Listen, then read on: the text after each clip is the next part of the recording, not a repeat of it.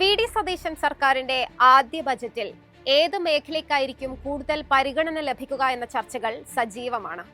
ക്ഷേമ പദ്ധതികൾ, വ്യവസായ വികസനം, അടിസ്ഥാന സൗകര്യ വികസനം എന്നിവയ്ക്കൊപ്പം കേരളത്തിന്റെ ഭാവിയെ തന്നെ മാറ്റിമറിക്കാൻ ശേഷിയുള്ള മറ്റൊരു മേഖലയുണ്ട്.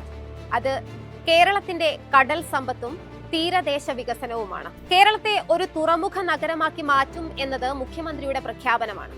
അതിന്റെ ഭാഗമായാണ് സർക്കാർ ഇപ്പോൾ മിഷൻ സമുദ്ര എന്ന ആശയം മുന്നോട്ട് വയ്ക്കുന്നത്.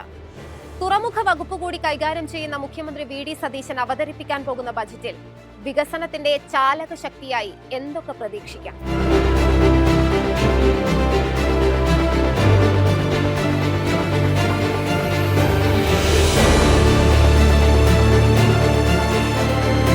കേരളത്തിന്റെ തീരദേശ വികസന ടൂറിസം പദ്ധതി അത്ര നിസ്സാരമല്ല.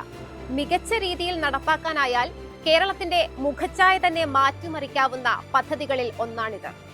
ഏകദേശം 600 കിലോമീറ്റർ നീളമുള്ള തീരദേശമുണ്ട് കേരളത്തിന്.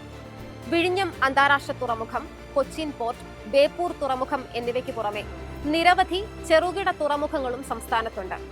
അതിനൊപ്പം വിപുലമായ കായൽ ശൃംഖലയും ദേശീയ ജലപാതകളും കേരളത്തിന്റെ പ്രത്യേകതയാണ്.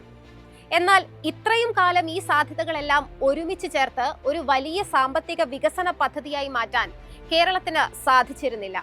ആ കുറവ് നികത്താനാണ് മിഷൻ സമുദ്ര ലക്ഷ്യമിടുന്നത്. ഈ പദ്ധതിയുടെ ആദ്യഘട്ടത്തിൽ കേരളത്തിലെ ചെറുതും വലുതുമായ തുറമുഖങ്ങളെ ബന്ധിപ്പിച്ച് തീരദേശ ചരക്കു ഗതാഗതം ശക്തിപ്പെടുത്താനാണ് ലക്ഷ്യമിടുന്നത്.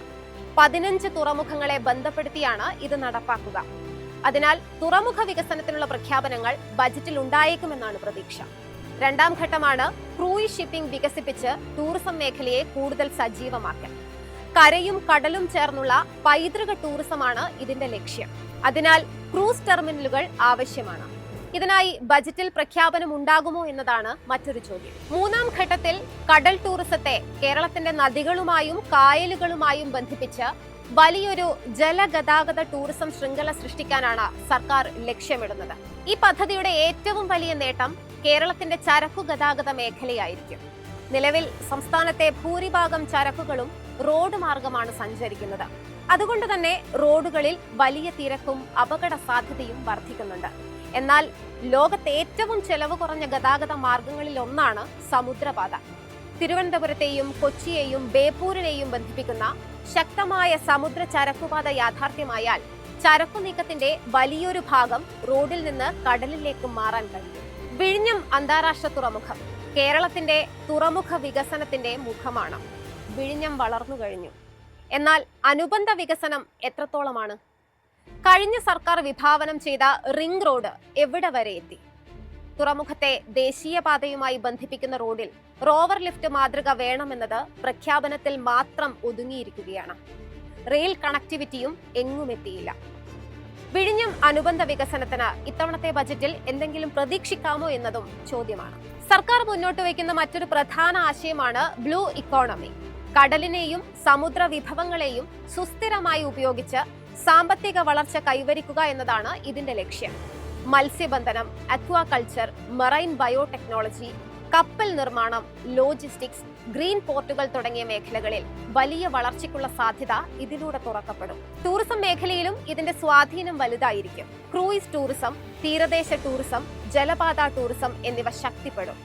വിഴിഞ്ഞം മുതൽ കാസർഗോഡ് വരെയുള്ള തീരദേശ മേഖലകളെ ബന്ധിപ്പിച്ച് പുതിയ ടൂറിസം കോറിഡോറുകൾ സൃഷ്ടിക്കാനും കഴിയും.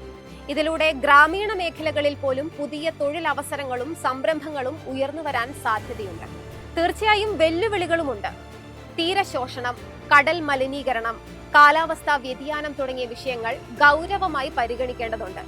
എന്നാൽ പരിസ്ഥിതി സംരക്ഷണവും വികസനവും ഒരുമിച്ച് കൊണ്ടുപോകുന്ന കൃത്യമായ ആസൂത്രണം ഉണ്ടായാൽ ഈ വെല്ലുവിളികളെ മറികടക്കാൻ കഴിയും. 600 കിലോമീറ്റർ നീളമുള്ള കടൽ തീരം വെറുമൊരു കാഴ്ചയല്ല, മറിച്ച് കേരളത്തിന്റെ ഭാവിയെ മാറ്റിമറിക്കാൻ പോകുന്ന സുവർണാവസരമാണ്. അലയടിക്കുന്ന കടലിലെ വൻ സാധ്യതകളെ സാമ്പത്തിക വളർച്ചയാക്കി മാറ്റാൻ മിഷൻ സമുദ്രയ്ക്കും ബ്ലൂ ഇക്കോണമിക്കും സാധിക്കുമോ? വിഴിഞ്ഞത്തിന്റെ വിപ്ലവവും തീരദേശത്തിന്റെ കുതിപ്പും നാളത്തെ ബജറ്റ് പ്രഖ്യാപനങ്ങളിൽ വെറും വാക്കുകളായി ഒതുങ്ങുമോ?